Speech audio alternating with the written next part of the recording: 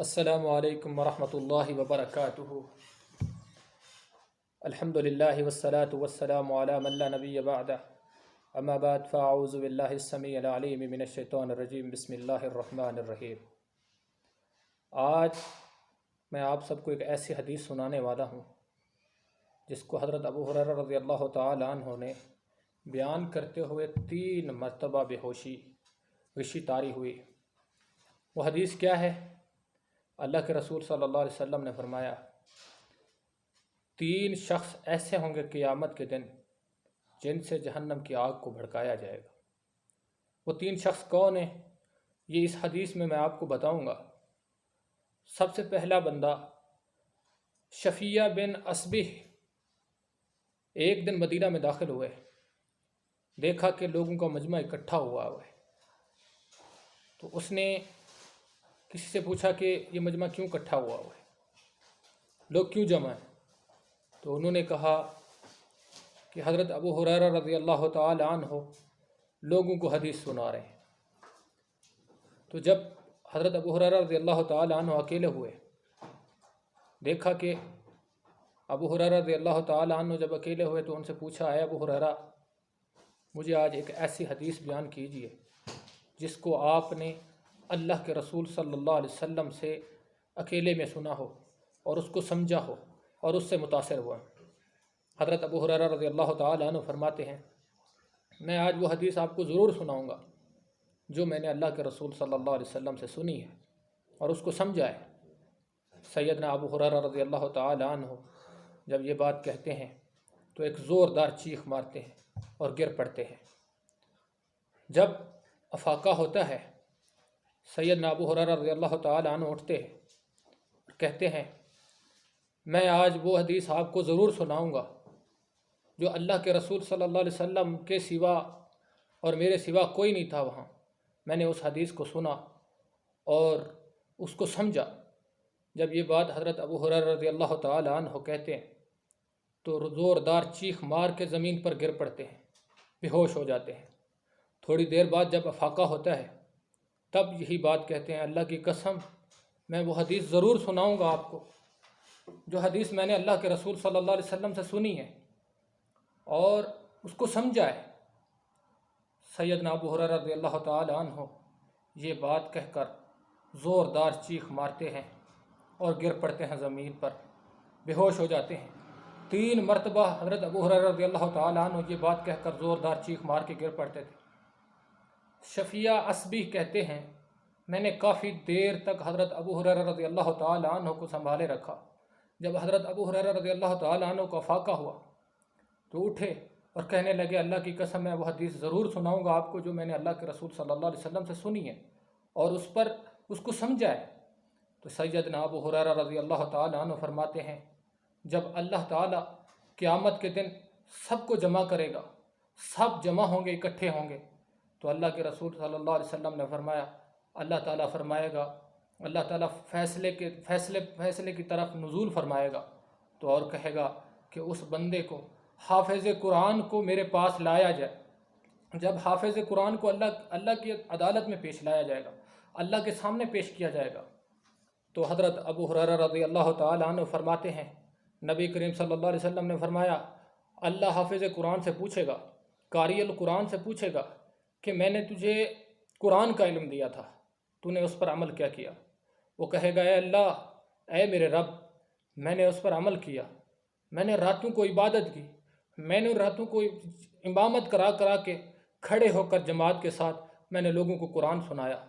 اللہ فرمائے گا تو نے جھوٹ بولا ہے۔ فرشتے کہیں گے، فرشتے بھی اس کو جھٹلائیں گے، فرشتے بھی کہیں گے کہ تو نے جھوٹ بولا ہے۔ تو اللہ فرمائے گا کہ تو نے قرآن اس لیے حفظ کیا تھا تاکہ لوگ تجھے قاری القرآن کہیں، لوگ تجھے حافظ قرآن کہیں، سو تجھے دنیا میں لوگوں نے قاری کہا، تجھے حافظ کہا، آج تو تیرا اس دنیا میں، تیرا اس آخرت میں ہمارے ہاں کوئی حصہ نہیں ہے۔ اس بندے کو ایک طرف کیا جائے گا۔ سیدنا ابو ہریرہ رضی اللہ تعالیٰ عنہ فرماتے ہیں دوسرا بندہ اللہ کی عدالت میں پیش کیا جائے گا۔ جب اللہ کی عدالت میں پیش کیا جائے گا اللہ فرمائے گا وہ مالدار بندہ ہوگا۔ نبی کریم صلی اللہ علیہ وسلم نے فرمایا وہ مالدار بندہ ہوگا۔ وہ مالدار بندہ جب اللہ کی عدالت میں پیش ہوگا تو اللہ پوچھے گا میں نے تجھے مال دیا تھا، تو نے اس مال کو کہاں خرچ کیا تھا؟ کیا تو نے اس کو مسکینوں میں خرچ کیا تھا؟ وہ کہے گا اے اللہ، میں نے اس کو مسکینوں میں جمع کیا، مسکینوں پر خرچ کیا، دن رات خرچ کی، ایک ہاتھ سے دیتا تھا دوسرے ہاتھ کو پتہ نہیں ہوتا تھا۔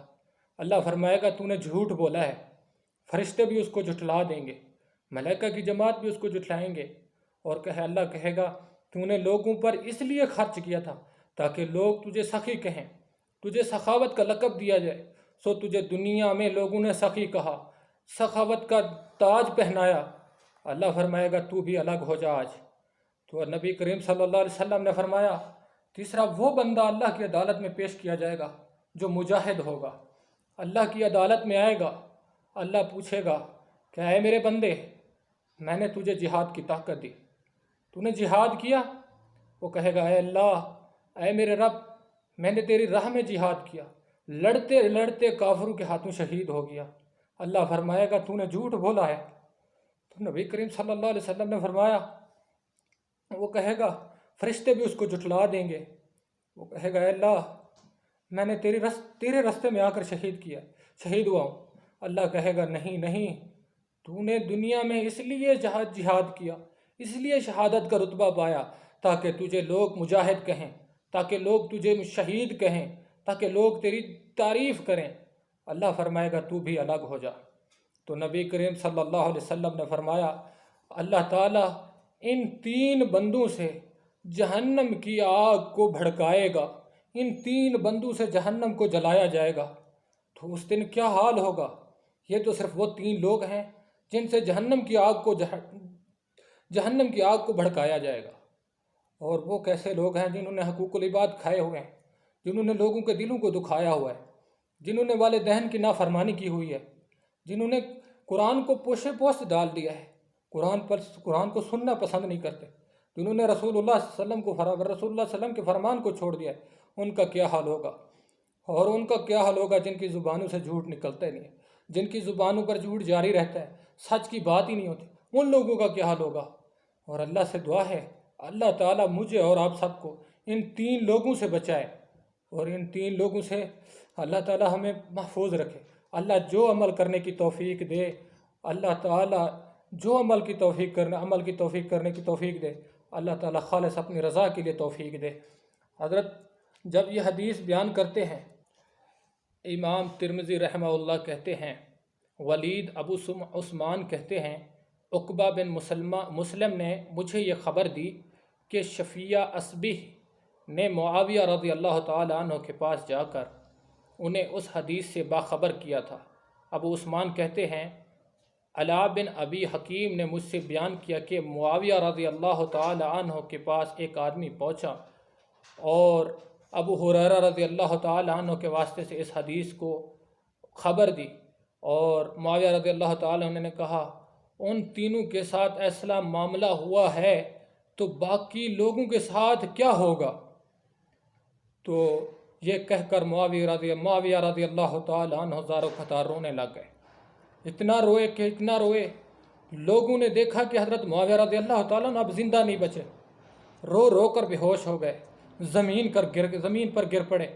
تو جب حضرت معاویہ رضی اللہ تعالیٰ عنہ کو ہوش آیا، پھر جب معاویہ رضی اللہ تعالیٰ عنہ کو افاقہ ہوا تو انہوں نے اپنے چہرے کو صاف کیا اور فرمایا یقیناً اللہ کے رسول صلی اللہ علیہ وسلم نے سچ فرمایا اور اس کے رسول نے سچ فرمایا، اور اس آیت کی تلاوت کی من کان یرید الحیات الدنیا وزینتہا نوفی الیہم اعمالہم فیہا وہم فیہا لا یبخسون اولئک الذین لہم فی الآخرۃ الی النار وحبط ما صنعوا فیہا وباطل ما کانوا یعملون۔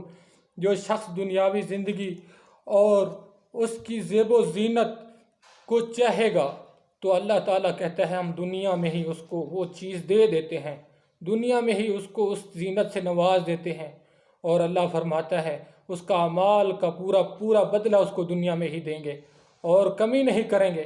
یہ وہی لوگ ہیں جن کا آخرت میں کوئی حصہ نہیں ہے سوائے جہنم کی آگ کے۔ اور نبی کریم صلی اللہ علیہ وسلم حضرت معاویہ رضی اللہ تعالیٰ عنہ یہ آیت پڑھنے کے بعد ان کے سارے اعمال ضائع اور باطل ہو گئے قیامت کے دن۔